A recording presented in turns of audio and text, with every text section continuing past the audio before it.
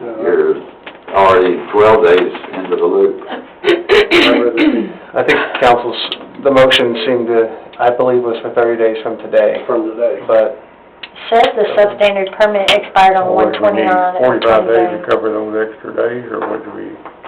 well, I think you can accomplish that either way. I mean, if you do 30 days from today, Okay. it would accomplish that. But I'll second Dan's motion. 30 days from I now. remember what it was. 30 days from today. Okay, so we have a motion and a second to extend that original order 30 days from today. All those in favor say aye. I'm sorry. So 30 days from today, From today. that means a closing, No, it needs to change ownership, right. permits pulled, and progress made. And so in 30 days, they're gonna come back and all this needs to be done. Or, They're not gonna have, we're not expecting them to have the house right, Totally remodeled by then. the end of the day, Permits pulled. Permits pulled, and work started on it. It could be brought up to standard though, without being completely remodeled, without Right. finishing. right. For example, painting and repairs of walls and stuff like that. But we're gonna address, I understand, the substandard aspects of it initially. Try to get that handled as quick as possible. Because, I mean, Mr. Gregory's office got it inspected. Yeah. Once the permits are done and the work's done, right? Yeah. So they'll inspect it and presumably approve the work, and y'all will have the information that you need. Okay. Any other questions? We have a motion and a second for the extend the order for 30 days from today's date. All those in favor say aye. Aye. Those opposed? Motion carried. Okay, thank you very much.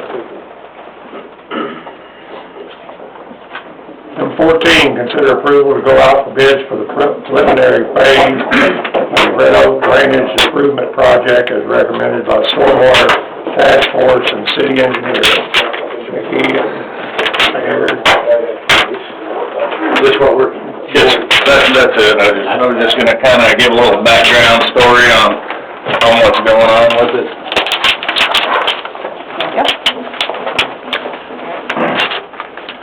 So, I'm Mickey Thomas with MJ Thomas Engineering. We do civil engineering, and we were asked by staff to take a look at the drainage over at Red Oak. There's, as you come off the boulevard, and I'm sorry for the exhibit maps, I thought there would be a little bit different one coming in.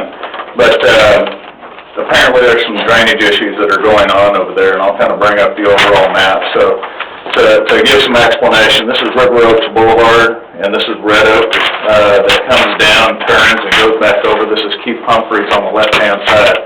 So apparently some drainage is coming in from the north and west of the side off of River Oaks Boulevard from a portion of the, commercial stuff, and there's an aerial on the back side of it if you want to get a better perspective. But anyhow, drainage coming down, and so we looked at it, but when we started looking at this, we determined, as part of our investigation on this thing, that way down at the bottom of Red Oak, over here, there's an existing pipe that all of this basin drains into, and it goes underneath an existing house. It's a 24-inch pipe on one side, it's a 36 on the other, and we don't know where it changes at exactly, but there's a change, and it literally goes right underneath the building. So as part of the overall project was to basically try and convey some of the drainage that was coming through the Lions Club parking lot and going into the back of the houses and flooding this, is to help convey that water across the back of them via a channel and get it onto Keith Humphreys to go back down. When we were doing this, we discovered this situation, and so we've got, something else has got to happen. So, and it's going to take a little bit of time. So what we're trying to do now is break this into 3 phases. So we will have a phase 1, which will be come back in here and put in a curb and gutter along the Lions Club up here along the front of this thing that would stay in the right-of-way. We wouldn't have to get off-site and get any easements right now. And that's the scope of the project that we're doing at this time.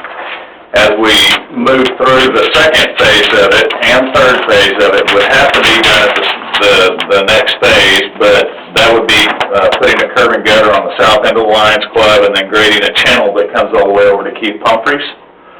And along with that would be the replacement of the storm sewer culvert way down here at the bottom of Red Oak, underneath that house, all of which of the Phase 2 and Phase 3 stuff would require the city obtaining easements and installation of stuff within those easements. So in order to make the most of the situation that we have right now, we elected to stay with coming to you for the portion of removing and replacing the flat, I'm going to call it a flat curb because it is, it's kind of like a little valley swell that goes along the Lions Club over here, replace that with a curb and gutter, put in an actual driveway for them, and then that will allow some of this water to go down Red Oak and continue heading south, thus alleviating some of the flooding issues the residents have.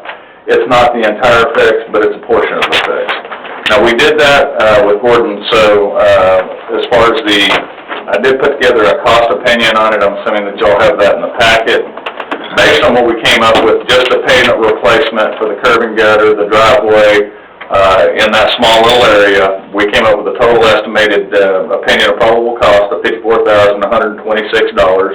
We anticipate we'd like to carry a 15% contingency on it, so our total probable cost opinion is around $62,244.90. We're asking guidance from council as to whether or not we want to move forward with that, taking it to bid. We are complete with the plans for that section and working on the remaining portion of the drainage channel. We're real close with it, but as far as the Phase 1 stuff, we're ready to go. Keep in mind, this is all stormwater funds that is already budgeted, so it's not any money coming There was a out. complaint that some of this flood water was coming from Brahms parking lot to behind Brahms parking lot. Part of another phase of that.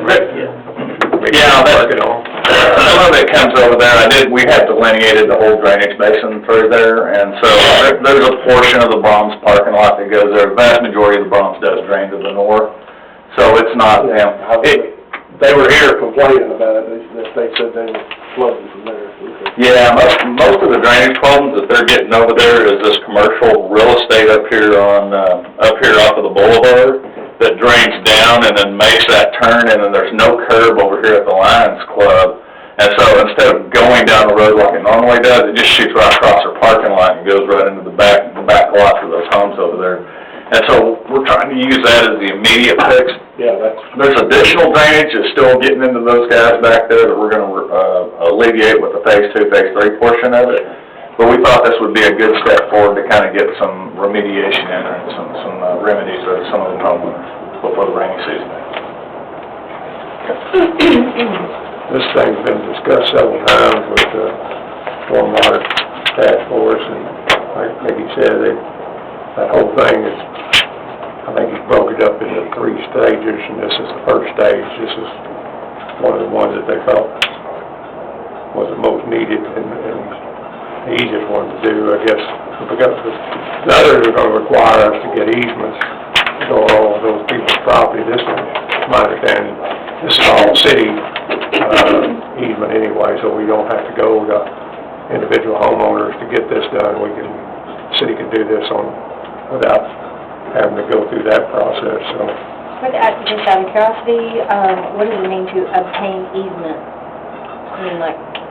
So an easement is basically a document that gives someone or something permission to get onto the property to do some sort of work or install or construct something, right?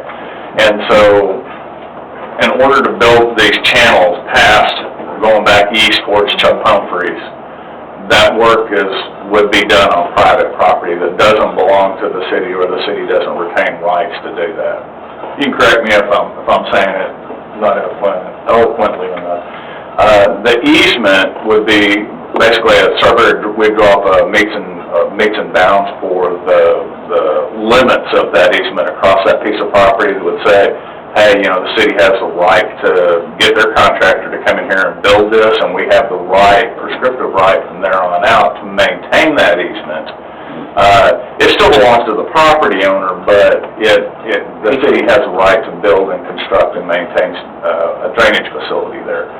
And these easements, once they're drawn up, there's a legal portion that goes with the survey document, and then that's taken to each one of the homeowners, and they're asked to sign